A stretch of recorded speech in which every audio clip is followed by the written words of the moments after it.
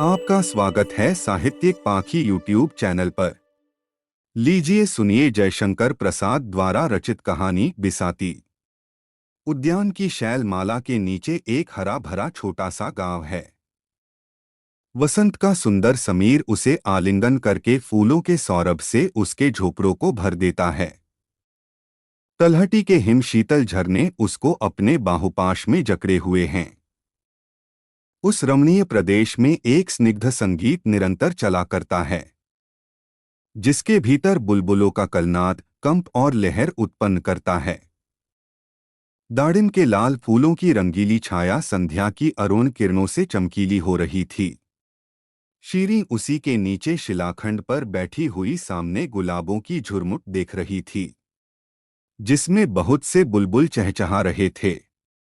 वे समीरण के साथ छूल छुलैया खेलते हुए आकाश को अपने कलरव से गुंजित कर रहे थे।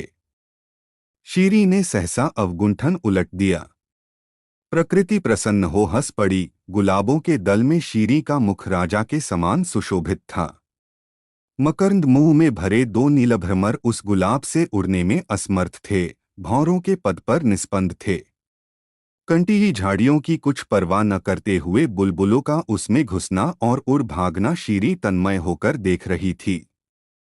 उसकी सखी जुलेखा के आने से उसकी एकांत भावना भंग हो गई। अपना अवगुंठन उलटते हुए जुलेखा ने कहा, शीरी, वह तुम्हारे हाथों पर आकर बैठ जाने वाला बुलबुल आजकल नहीं दिखलाई देता। आँख खींचकर शीरी ने कहा, कड़े शीत में अपने दल के साथ मैदान की ओर निकल गया। वसंत तो आ गया पर वह नहीं लौट आया। सुना है कि ये सब हिंदुस्तान में बहुत दूर तक चले जाते हैं। क्या यह सच है शीरी? हाँ प्यारी, उन्हें स्वाधीन विचरना अच्छा लगता है। इनकी जाति बड़ी स्वतंत्रता प्रिय है। तूने अपनी घंघराली अलकों के पाश में उसे क्यों न बांध लिया? मेरे पाश उस पक्षी के लिए ढीले पड़ जाते थे। अच्छा लौट आवेगा, चिंता न कर। मैं घर जाती हूँ। शीरी ने सिर हिला दिया। जुलेखा चली गई। जब पहाड़ी आकाश में संध्या अपने रंगीले पट फैला देती, जब विहंग केवल कलरव करते पंक्ति बांधकर उड़ते हुए गुंजान झाड़ियों की ओर लौटते और अनिल में उनके कोमल परों से लहर उठती, जब समीर अपनी झोंकेदार तरंगों में बार बार अंधकार को खींच लाता, जब गुलाब अधिकाधिक सौरभ लुटाकर हरी चादर में मुंह छिपा लेना चाहते थे, तब शीरी की आशा भरी दृष्टि कालिमा से अभिभूत होकर पलकों में छिपने लगी। वह जागते हुए भी एक स्वप्न की कल्पना करने लगी। हिंदुस्तान के समृद्धिशाली नगर की गली में एक युवक पीठ पर गट्ठर लादे घूम रहा है।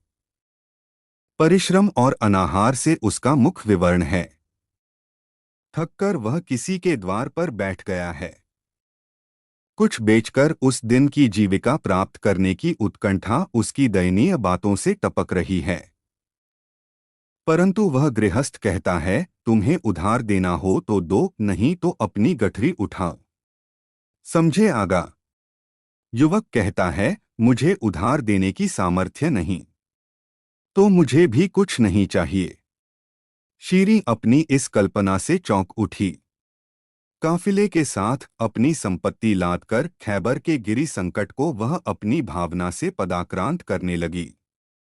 उसकी इच्छा हुई कि हिंदुस्तान के प्रत्येक गृहस्थ के पास हम इतना धन रख दें कि वे अनावश्यक होने पर भी उस युवक की सब वस्तुओं का मूल्य देकर उसका बोझ उतार दें। परंतु सरला शीरी निस्सहाय थी। उसके पिता एक क्रूर पहाड़ी सरदार थे। उसने अपना सिर झुका लिया। कुछ सोचने लगी। संध्या का अधिकार हो गया। कलरव बंद हुआ। शीरी की सांसों के समान समीर की गति अवरुद्ध हो उठी। उसकी पीठ शिला से टिक गई। दासी ने आकर उसको प्रकृतिस्थ किया। उसने कहा, बेगम बुला रही हैं। चलिए, मेहदी आ गई है। महीनों हो गए। शीरी का ब्याह एक धनी सरदार से हो गया। झरने के किनारे शीरी के बाग में शबरी खींची है। पवन अपने एक एक थपेड़े में सैकड़ों फलों को रुला देता है। मधुधारा बहने लगती है। बुलबुल उसकी निर्दयता पर क्रंदन करने लगते हैं। शीरी सब सहन करती रही। सरदार का मुख उत्साहपूर्ण था। सब होने पर भी वह एक सुंदर प्रभात था। एक दुर्बल और लंबा युवक पीठ पर गट्ठर लादे सामने आकर बैठ गया। शीरी ने उसे देखा पर वह किसी और देखता नहीं। अपना सामान खोलकर सजाने लगा। सरदार अपनी प्रेयसी को उपहार देने के लिए कांच की प्याली और काश्मीरी सामान छांटने लगा। शीरी चुपचाप थी। उसके हृदय कानन में कलरवों का क्रंदन हो रहा था। सरदार ने दाम पूछा। युवक ने कहा, मैं उपहार देता हूं, बेचता नहीं। ये विलायती और काश्मीरी मैंने चुनकर लिए हैं। इनमें मूल्य ही नहीं, हृदय भी लगा है। ये दाम पर नहीं बिकते। सरदार ने तीक्ष्ण स्वर में कहा, तब मुझे न चाहिए। ले जाओ, उठाओ। अच्छा, उठा ले जाऊंगा। मैं थका हुआ आ रहा हूं, थोड़ा अवसर दीजिए, मैं हाथ मुंह धो लूं। कहकर युवक भरभराई हुई आंखों को छिपाते उठ गया। सरदार ने समझा, झरने की ओर गया होगा। विलंब हुआ पर वह न आया। गहरी चोट और निर्मम व्यथा को वहन करते कलेजा हाथ से पकड़े हुए शीरी गुलाब की झाड़ियों की ओर देखने लगी।